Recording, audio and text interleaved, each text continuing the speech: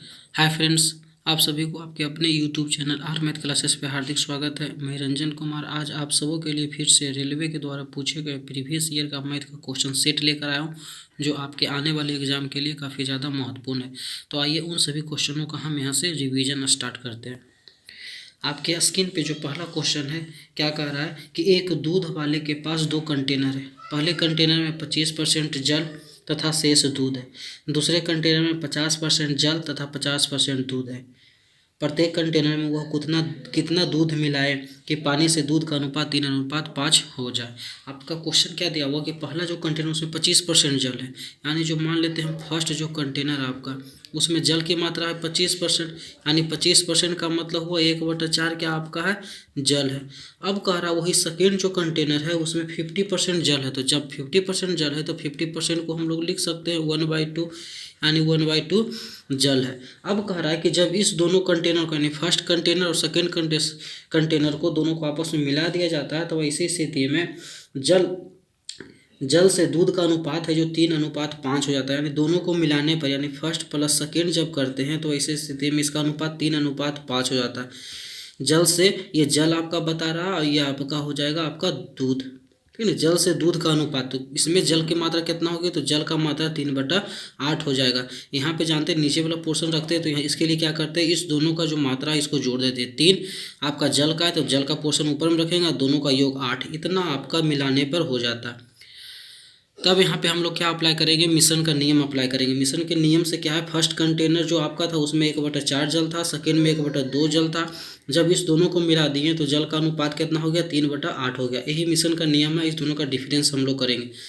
तो 3/8 में से 1/2 माइनस करते हैं, यदि जैसे 1/2 माइनस 3/8 यहाँ पे करेंगे, 3/8 माइनस 1/4, तो यहाँ माइनस करेंगे तो एलसीएम, तो यहाँ 2 8 का एलसीएम 8, 2 चौक 8 3 हो जाएगा, यहाँ 8 का 8 हो जाएगा, 3 4 दूनी 8 2।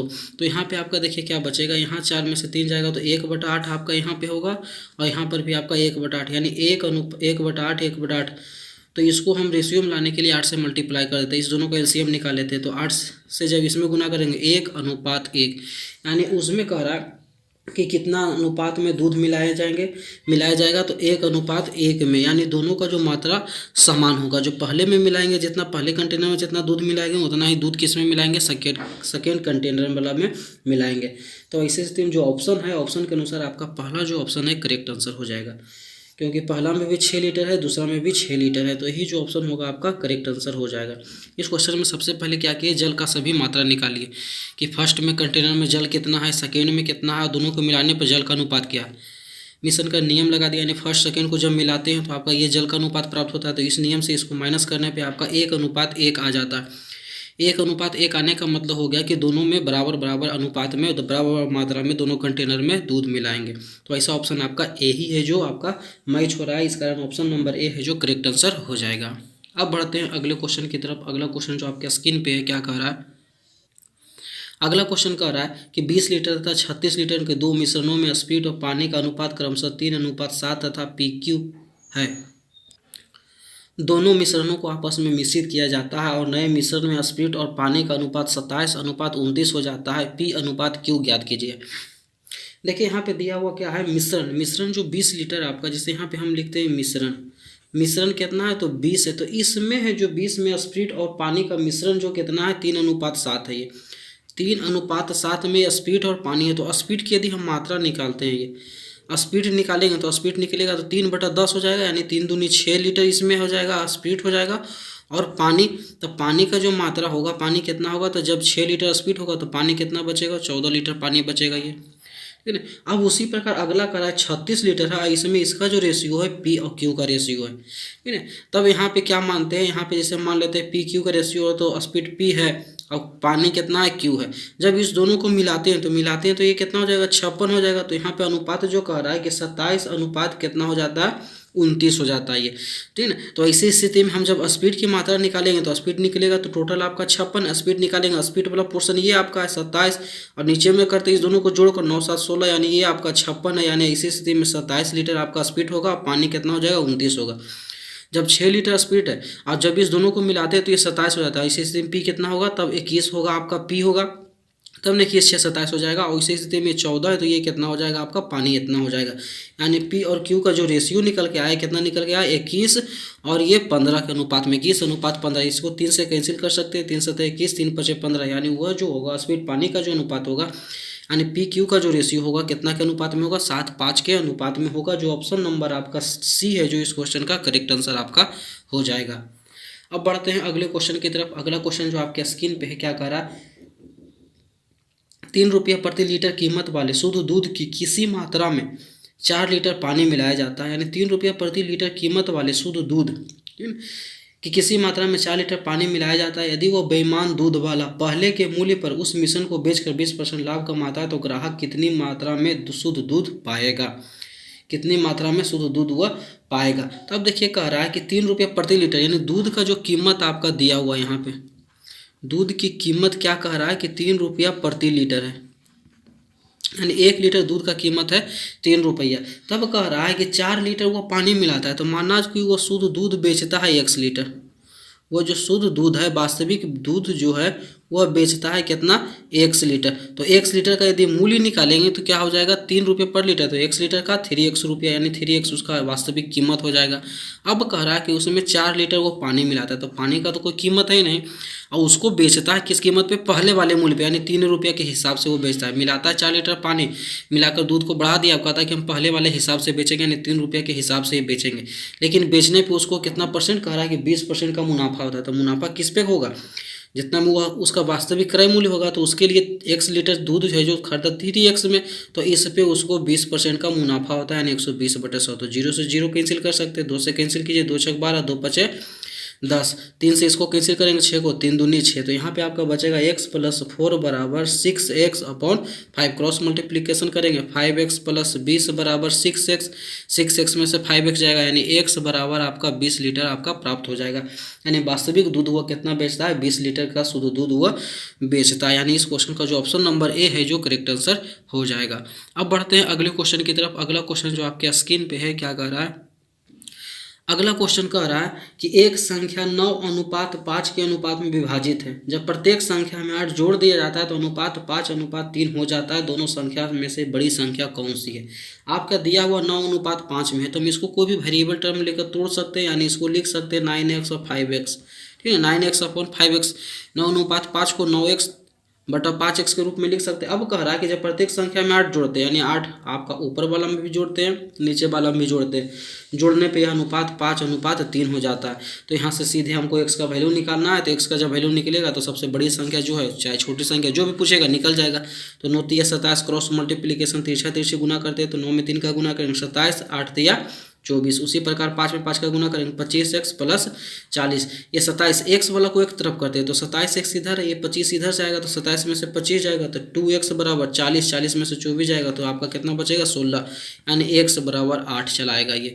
अब पूछ रहा है बड़ी संख्या कौन सी होगी। तो बड़ी संख्या देखिए 9:5 था, तो इसमें से बड़ी संख्या आपका 9x ही होगा। तो 9x का मतलब 9 × x, यानी 9 × 8x के जगह पर 8 रखेंगे, 9 × 8 = 72, यानी इस क्वेश्चन का राइट आंसर होगा जो 72 होगा, यानी ऑप्शन नंबर डी है जो इस क्वेश्चन का करेक्ट आंसर आपका हो जाएगा। अब बढ़ते हैं अगले क्वेश्चन की तरफ। अगला क्वेश्चन कह रहा है शिवानी और परिणीता के बीच कोई धनराशि 5:7 में बटा है। यानी शिवानी को है, शिवानी और किसके बीच, परिणीता। तो परिणीता के बीच अनुधन है जो 5:7 में बटा है, यानी शिवानी का हिस्सा 5 होगा और परिणीता का 7 के अनुपात में होगा। यदि परिणीता शिवानी को 5 रुपये दे दे, परिणीता शिवानी को 5 रुपये दे दे, तो यदि हम इस वेरिएबल टर्म जो इसको रेशियो है तो इसको कोई भी वेरिएबल टर्म के लिख सकते हैं। यानी जैसे मान लीजिए 5a ये शिवानी का हिस्सा है और 7a परिणीता का। अब कह रहा है क्वेश्चन को फिर से समझते हैं। यदि परिणीता मतलब इसका हिस्सा 7a को जो इसको मिला वो परिणीता का हिस्सा, परिणीता शिवानी को 5 रुपये दे, तो 5 रुपये जब यह देगी परिणीता शिवानी को, तो 5 रुपये इसके हिस्सा से कम हो जाएगा। अब इसको 5 रुपये मिलेगा तो इसमें 5 रुपये क्या हो जाएगा, बढ़ जाएगा। तो अनुपात बदलकर 3:4 हो जाता है। तो ऐसी स्थिति में इसका जो अनुपात है चेंज हो जाता है या 3:4 हो जाता है। तो सीधे तौर पे इसको हम 5a + 5/7a - 5 बराबर क्या कर सकते हैं, 3/4 लिख सकते हैं। क्रॉस मल्टीप्लीकेशन फिर से वही काम करेंगे, 5 में 4 का गुना करेंगे 20a +20 बराबर 21a माइनस 15। तो ए वाला को एक तरफ करते हैं तो 20 ए उधर जाएगा, तो 21 ए की तरफ जाएगा तो 21 ए में से 20 ए जाएगा, यानी ए बराबर आपका ये 15 इधर है, से इधर हम उठा के लेके चलाते हैं तो 20 और 15 35 हो जाएगा, यानी ए जो होगा 35 होगा।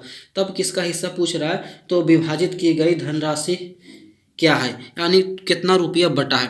तो 5:7 में बटा, यानी टोटल रुपया आपका बटा है 7 5 12, 7 और 5 के 5:7 में बटा है आपका, यानी टोटल बटा है 12 ए, यानी 12 गुना 35 टोटल रुपया इतना बटा है आपका। तो 12 25 60 के 0 हाथ मेरा 6 बढ़ते 36 और 6 42, यानी टोटल 420 रुपया दोनों के बीच बटा है। और इस क्वेश्चन का जो राइट आंसर होगा ऑप्शन नंबर सी है, जो इस क्वेश्चन का करेक्ट आंसर आपका हो जाएगा आपका।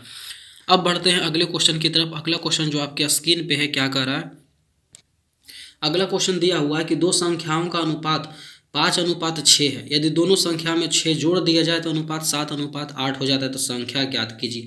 संख्या आपका दिया हुआ, जैसे मान लेते हैं संख्या क्या है आपका है 5:6 में है, तो इसको कोई भी वेरिएबल टर्म लेकर तोड़ सकते हैं। जैसे हम मान लिए 5a और ये क्या है 6a, ये पहली संख्या, इसको दूसरी संख्या मान सकते हैं। अब करा दोनों संख्या में 6 जोड़ देते हैं, जैसे मान लिए 5a है, इसमें भी 6 जोड़े, अपॉन 6a दूसरी संख्या, इसमें भी 6 जोड़ते हैं तो कह रहा अनुपात 7:8 हो जाता है। 7:8 का मतलब 7/8।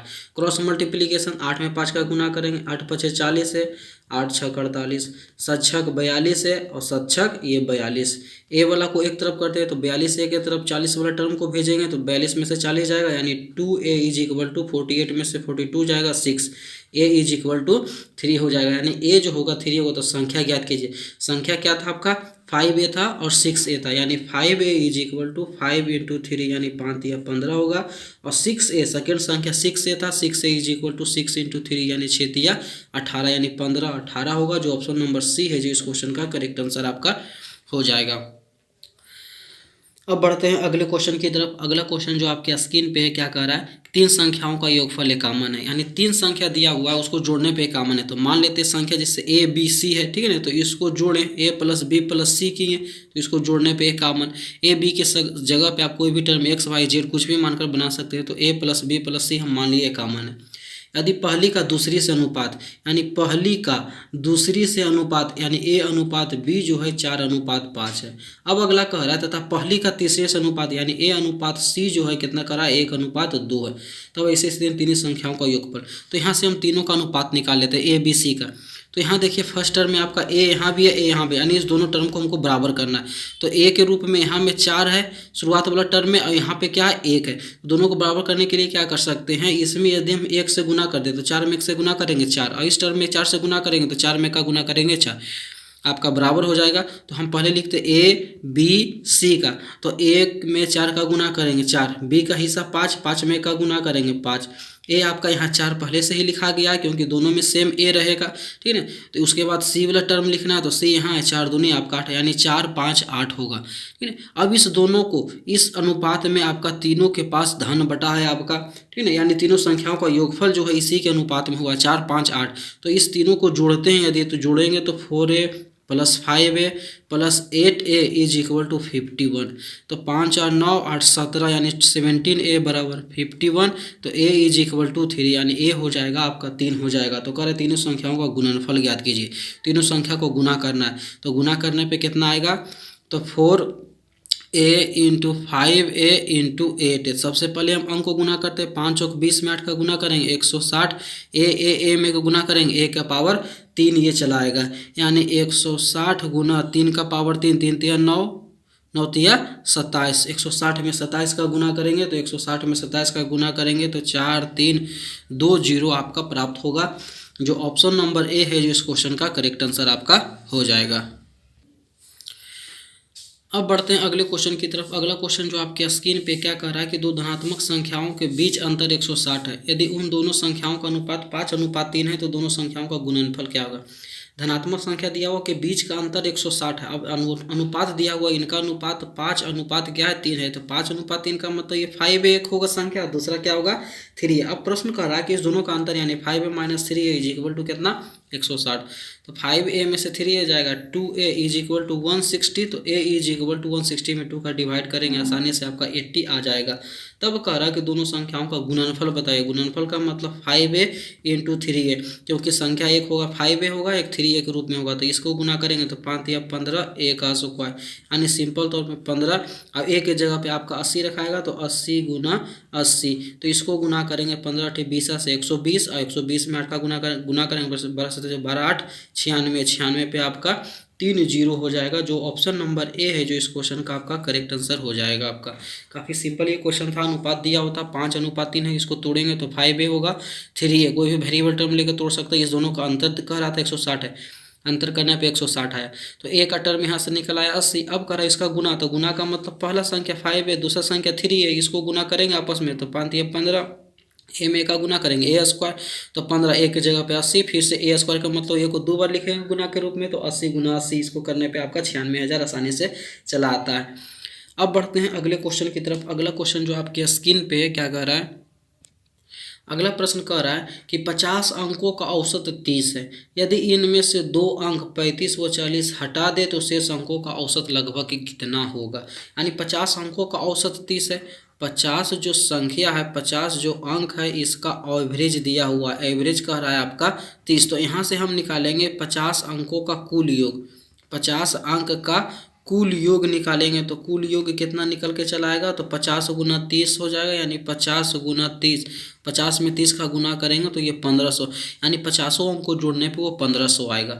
अब प्रश्न कह रहा है कि इसमें से 2 अंक यानी 35 और 40 को क्या कर दें, माइनस कर दे, निकाल दे, यानी 35 40 माइनस करेंगे यानी 75 माइनस होगा, जब 75 इसमें माइनस होगा तो बचेगा क्या, 1425 बचेगा, 1425 बचेगा। तो इसका पूछ रहा है इसका आप एवरेज क्या होगा, तो पहले 50 अंक था एवरेज, तो एवरेज हम निकालते हैं, एवरेज बराबर कुल संख्याओं का योग, तो कुल संख्या 1425 अपॉन टोटल संख्या, तो टोटल संख्या कितना, पहले 50 था उसमें से कितना संख्या निकल गया, 2 माइनस हो गया, तो 2 माइनस होगा तो कितना बचेगा 48, सीधे तौर पे 48 से भाग करेंगे। जब इसको 48 से भाग करेंगे तो अप्रोक्स में 29.68 के आसपास ये भाग देने पे चला आएगा, जो ऑप्शन नंबर सी है जो इस क्वेश्चन का करेक्ट आंसर आपका हो जाएगा। अब बढ़ते हैं अगले क्वेश्चन की तरफ। अगला क्वेश्चन जो आपके स्क्रीन पे है क्या कह रहा है, अगला क्वेश्चन कह रहा है कि 5 संख्याओं का औसत 27 है, इसमें से एक संख्या निकालने पर औसत 25 हो जाती है, यानी वही काम कर रहा है आपका जो पहले वाला क्वेश्चन था, सेम उसी का ही है। 5 संख्याओं का औसत है जो 27 है, तो यानी 5 संख्याओं का कुल योग, 5 संख्याओं का कुल योग, 5 संख्याओं का कुल योग यदि निकालते हैं तो कुल योग निकालने के लिए एवरेज दिया हो 27, तो 27 गुना 5 यानी 27 पचे 35 से, यानी 5 संख्याओं का कुल योग हो जाएगा 135। इनमें से एक संख्या निकालने पर औसत 25 हो जाता है, यानी एक संख्या यदि घटा देते हैं तो औसत 25 हो जाएगा, यानी 4 संख्या बचेगा आपका, तो 4 संख्याओं का औसत 25, यानी 4 संख्या का कुल योग, तो कुल योग कितना निकल के हो जाएगा आपका, तो 25 गुना 4, एवरेज 25 हो रहा है, किस संख्या का 4 संख्या, तो 25 चौक 100, यानी निकला कितना, पहले था 135 अब हो गया 100, तो कौन संख्या निकला, तो 135 में 100 घटाएंगे, यानी वो संख्या कितनी थी जो निकल गई है, तो वो संख्या क्या थी 35 थी। इस क्वेश्चन का जो राइट आंसर होगा ऑप्शन नंबर डी है जो करेक्ट आंसर हो जाएगा आपका।